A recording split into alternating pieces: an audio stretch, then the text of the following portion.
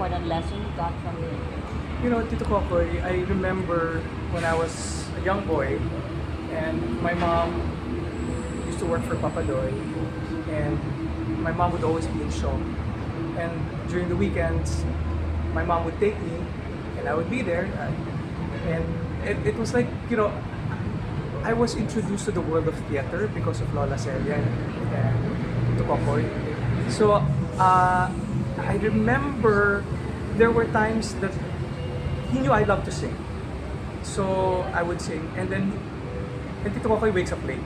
So when he would be Like a awake true na, artist. yeah, when he would be awake already, come out of his room, and then, you know, always smiling, always so gentle, always so encouraging. And then I remember as a young boy, he goes and he asked me to sing. And he goes, Franco, remember this. When you sing, think of the waves in the ocean and let your voice flow just like the waves. So that really stuck with me when I was a kid. I think I was like, what, 6, 7 years old? And I remember that.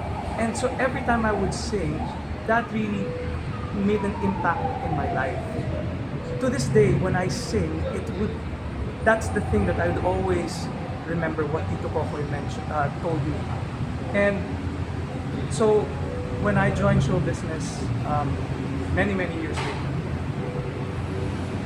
he was always my number one encourager. He'd always say, Franco, you have a beautiful voice, use it, sing.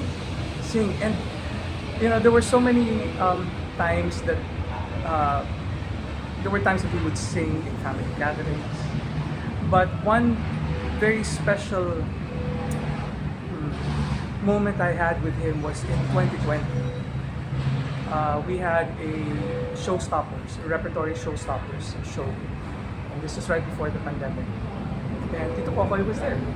And we did a medley of Saigon songs, and then he did Camelot, and then I did Phantom of the Opera. We did a lot. It was a musical review. And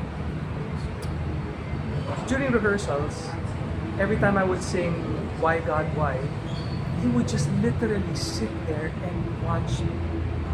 And so encouraging. And I was like, wow, this is Cocoy Laurel. I mean, many years later, I was already in my late 40s, and he was still that kind of a person that would be there. And on the shows that we had, I will never forget this. It's busy backstage. Everybody's doing their costume changes.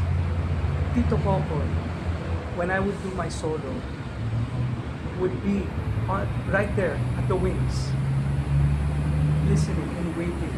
And as I would exit and go to the wings, he would just go. Because we can't talk loud because of the lapel. Every show. That's how Tito Cocoy was. And that is how big his impact is in my life. I wanted to be an actor because of him. I first saw him in The King and I in CCP when he played Lunta, and then Pippin, and then he played Tony in West Side Story, and eventually in Camelot. And it was so magical for me. And I said, I want to be like that one day. I want to be an actor. I want to sing and act on stage. And when I came home from Japan, graduated there, and I was entering show business, he was just, Franco, I'm so happy that you're doing this. Use your voice. Sing. Franco, pero did you also tell him that how you appreciated Yes. him? Like, did you have these Yes. moments with him? You know, of course, when I was younger, I had more time. But as we grew older, when we would see each other, I never, ever. There was not a time that I would not say thank you, and there was not a time that I would always acknowledge the reason why I wanted to become an actor was because of you. And he goes, no. You know how humble Tito Cocoy is. Yeah. No, it's you. And I said, and I would always say, no, Tito Cocoy, it's because of you. Thank you. And what I really appreciate about Tito Cocoy is how welcoming he is and how inclusive he is. So when I got married to Ayen, I didn't even know that Tito Cocoy worked with my father-in-law as his musical director before. So they knew each other. So, and he even sang for my wedding.